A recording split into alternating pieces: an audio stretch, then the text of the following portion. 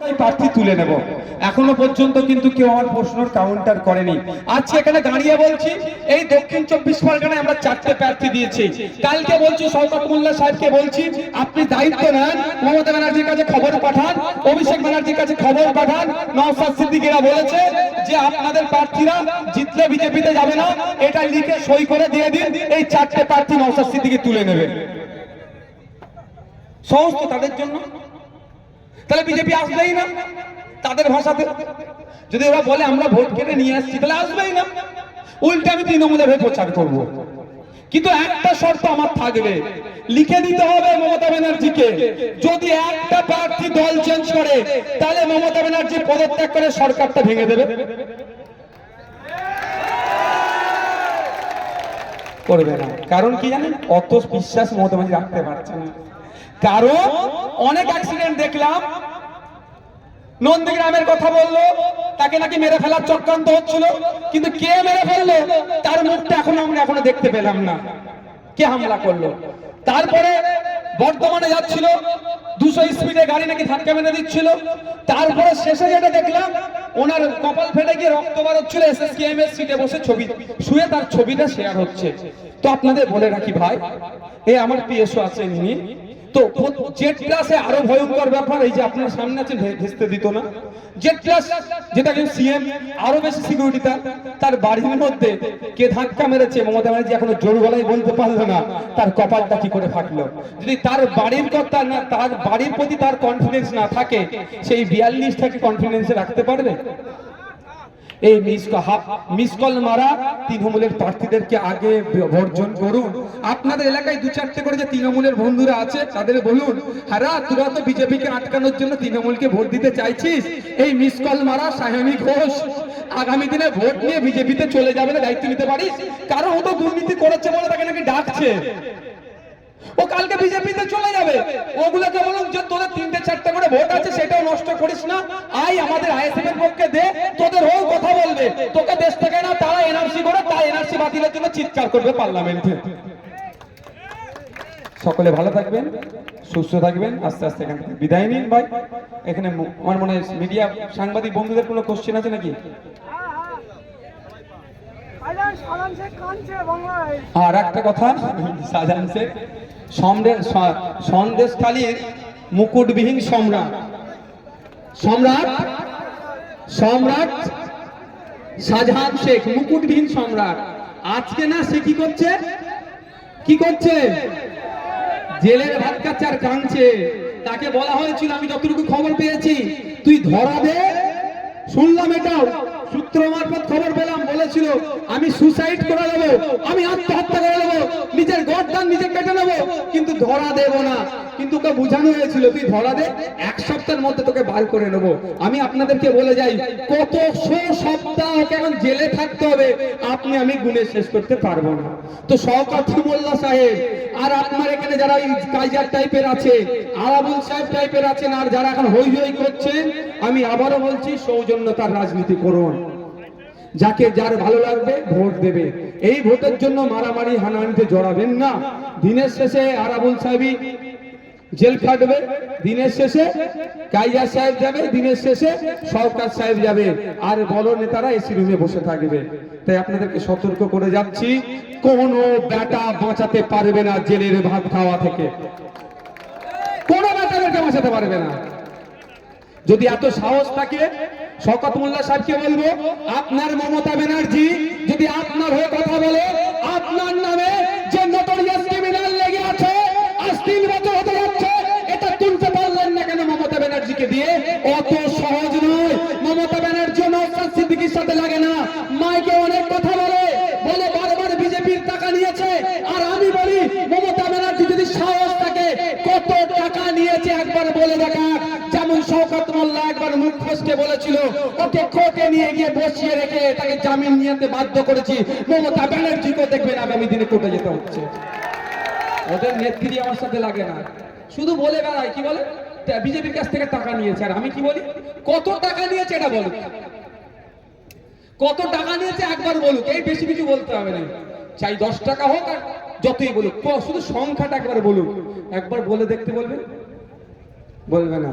ও জানে নওশাদ সিদ্দিকী 5 টাকার পেনের এমন খোঁচা দেবো, আমি মুখ্যমন্ত্রী তো কি হয়েছে, আইনের ঊর্ধ্বে কেউ নয়, দেশের মুখ্যমন্ত্রী এখন জেলে আছে, তাহলে ওনাকেও জামিন নিতে হবে। বুঝতে পেরেছেন? তাই বন্ধুগণ, আপনাদের বলবো, কারো প্ররোচনায় পা দেওয়ার দরকার নাই, শান্তিপূর্ণভাবে থাকুন। আজকে আমাকে প্রশ্ন করেছে ভাঙড়ের নিয়ে, আমি বিশ্বাস করুন আমি এটা বলেছি যে আপনারা একবার যান, ক্যামেরা ছাড়া গিয়ে ভাঙড়ের মানুষের সাথে মিশুন। আমি বলেছি সাংবাদিকদেরকে যে একবার বলে থাকি, আবার আজকেও বলেছি, ক্যামেরা বন্ধ রেখে একজন সাধারণ নাগরিক হিসাবে ভাঙড়ের মানুষের সাথে মিশুন। ভাঙড়ের মানুষ কত সহজ সরল আবেগপ্রবণ পরোপকারী, তারপর আমাকে বলবেন। কিন্তু সেই ভাঙড়ের মানুষকে কুলসিত কারা করছে? এই শওকত মোল্লা টাইপ নেতারা, এই শাহজাহান শেখ টাইপ নেতারা। যে পঞ্চায়েত ভোটে যত হামলা হিংসা হয়েছে, শওকত মোল্লা সাহেবরা তো সব শাহজাহানদের কাছ থেকে মালপত্র নিয়ে এসেছিল। সময় আসছে সব একে একে করে, বললাম কি, কোনো বেটা ওদেরকে আটকাতে পারবে না জেলের ভাত খাওয়া থেকে। সব বেটাগুলো যারা অন্যায় করেছে, শান্ত ভাঙড়বাসীকে যারা অশান্তির আগুনে জ্বালিয়েছে, তাদেরকে নওশাদ সিদ্দিকী জীবন থাকতে ছাড়বে না। আস্তে আস্তে আপনারা বিদায় নেন, কোনো প্রয়োজনায় পা দেওয়ার দরকার নেই। আর একটা কথা, পুলিশ আমাদের বন্ধু, এখন যে যারা পুলিশ অন্যায় করবে তাদের বিরুদ্ধে আইনত লড়াই আমরা লড়ে নেব। আপনারা আইন হাতে তুলে নেবেন না। আমাদের অ্যাডভোকেটকে আপনাদের প্রার্থী করেছি, আমাদের অ্যাডভোকেটই ও বুঝে নেবে আইনের ব্যাপারটা, আপনাদেরকে চাপ নিতে হবে না। আপনারা আইনকে হাতে তুলে নেবেন না, অনুরোধ করছি আপনাদের। সকলে ভালো থাকবেন, সুস্থ থাকবেন। এই সম্ভবত কয়েকদিনের পরেই আপনাদের আরো কয়েকটা প্রোগ্রাম আছে, আমাদের নেতৃত্বদের মাধ্যমে বলে জানিয়ে দেওয়া হবে। আপনারা যারা যারা আসতে ইচ্ছুক শৃঙ্খলাবদ্ধভাবে সারিবদ্ধভাবে আসবেন। সকলে ভালো থাকবেন। এই জায়গাটা একটু ছেড়ে দেন, মিডিয়ার বন্ধুরা এসেছে, তাকে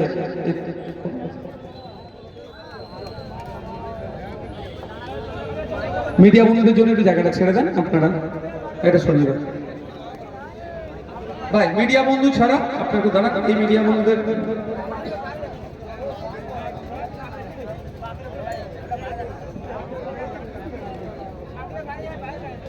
अरे दाना ना दोस्तों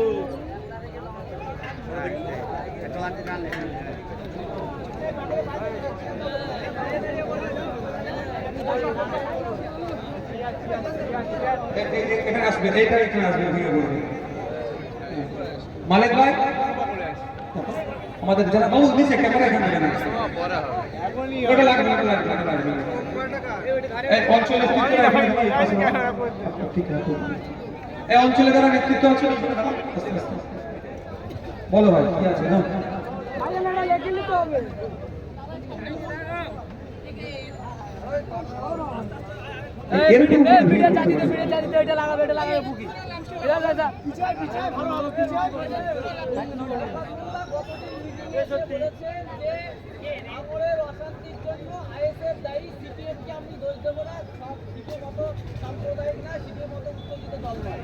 সকালে সিপিএম, রাতে তৃণমূল করে বলি শওকত মোল্লার মুখে এখন সিপিএম এর গুণগান হচ্ছে। ভাঙড়ে অশান্তির মূল দায়ী তো তৃণমূল কংগ্রেস। তৃণমূল কংগ্রেস নতুন করে ভাঙড়ের মানুষকে অশান্তির আগুনে জ্বালাবে বলে এই নোটোরিয়াস ক্রিমিনাল যিনি মমতা ব্যানার্জি যাকে বলেছিল তুই বোম বাঁধিস, তাকে দায়িত্ব দিয়ে তাকে অবজার্ভার করলো। শওকত মোল্লা সাহেবকে বলবেন, যতই সিপিএম এর আপনি গুণগান গান না কেন, আপনাকে জেলের ভাত খেতে হবে। আপনি ভাঙড়বাসীর সাথে যে অন্যায় করেছেন, এর জবাব ভাঙড়ের বিধায়ক আইনের মাধ্যমে আপনাকে দেবেন।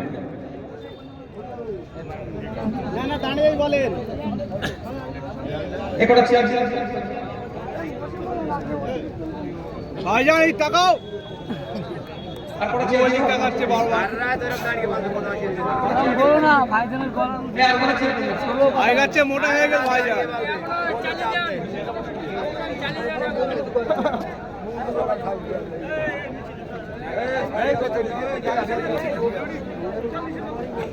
ভাই বল জয়নগরে আইএসএফের প্রার্থীকে আক্রমণ করেছে শওকত মোল্লার বিধানসভায়। শওকত মোল্লার দলে উপপ্রধানের নেতৃত্বে হয়েছে। গতকালকে দেওতাতে তৃণমূলের দ্বারা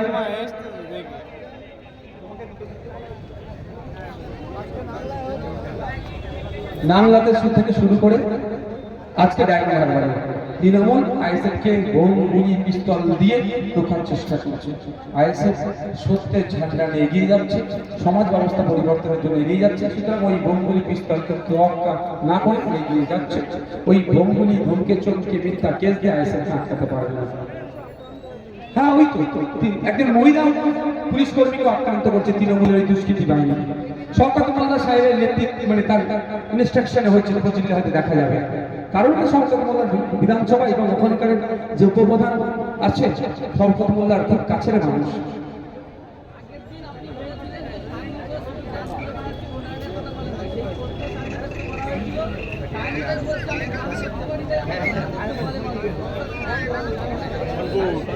দেখুন, একজন জনপ্রতিনিধির কাজ নয় গান শোনা। যে জনপ্রতিনিধি হবে বা যা যিনি হয়ে আছেন তার কাজ হচ্ছে মানুষকে কি পরিষেবা দিতে পারবো, মানুষের হয়ে কতটুকু কথা বলতে পারবো, সেটা হচ্ছে ম্যাটার করে। যখন কাজীরা পারে তখন সাবজেক্ট ছেড়ে অবজেক্ট। এগুলো অবজেক্ট। আপনি ভালো খেলতে পারেন, ভলিবল ছেলেদের সাথে এসে খেলে নেবেন, ফুটবল ভালো পারেন, বাচ্চাকে গোল করে দেবেন, এটা একটা এমপি এমএলএ কাজ নয়। তাদের বিদায়ী এমপি নিমি চক্রবর্তী মহাশয়ের পারফরমেন্স কি? জিরো। তার জিরোটাকে এখন সামাল দিতে এসে সাইনা দিদি কি করছেন এখন? ওই গান শোনাচ্ছে মানুষকে। আর কি কাজ আছে এদের? এদের তো এতটুকুই আওতার, এর বেশি এরা পারবে না।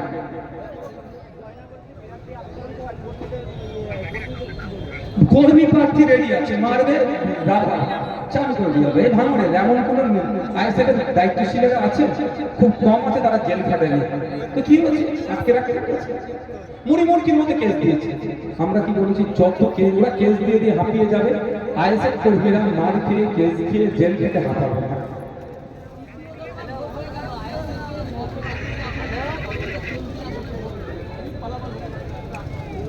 4 তারিখে বুঝতে পারবে জঙ্গিপুর মুর্শিদাবাদ থেকে শুরু করে বাংলাঘাট যেগুলো দিয়েছে, 4 তারিখে যখন ইভিএম মেশিনের গণনা হবে তখন বুঝতে পারবেন আইএসএফ কেমন বাজিমাত করছে। আইএসএফ বিজেপির সুবিধা করার জন্য নাকি ট্যাক্স দিয়েছে, এমনটাই বলছে শওকত মোল্লা সাহেব কথা বলবে, ওনার কথা কম, যত বলি তত ভালো। ন্যাশনাল হিউম্যান রাইটস কমিশন ঘোষিত নটোরিয়াস ক্রিমিনাল মমতা ব্যানার্জি ব্যক্তির বোমা, উনি আমাকে কি বলবে বলেন?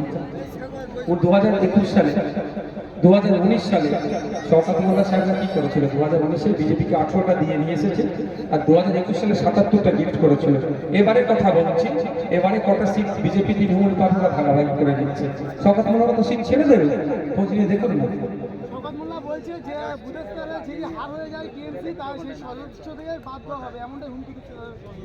দেখুন, ব্যাপারটা হচ্ছে ওরা তো গণতন্ত্রতে বিশ্বাসী নয়, মানুষের মতামতরা বিশ্বাসী নয়, ফলে তারা আনকন্টেস্টেড জয় হয়ে জিতে আনকন্টেস্টেড সার্টিফিকেট নিয়ে আবির মাখে। আমরা কি বলি? মানুষের কাছে যাবে, মানুষ যদি আমাদেরকে গ্রহণ করে আমরা জিতব, অন্যথায় আমাদের পরিবর্তে যাদেরকে গ্রহণ করবে তাদের কর্মকাণ্ডে কিছু ভুল থাকলে ধরিয়ে দেবো। তো ভয় পাওয়ার কি আছে? সরকার সাহেব নিরপেক্ষতার সাথে ভোট হবে আশা করছি। কত বুথে যে ওরা নীল হবে গণতান্ত্রিক প্রক্রিয়াতে মানুষ যাদের বিরুদ্ধে ভোট দেবে, যখন গণনা হবে বুঝতে পারবে না।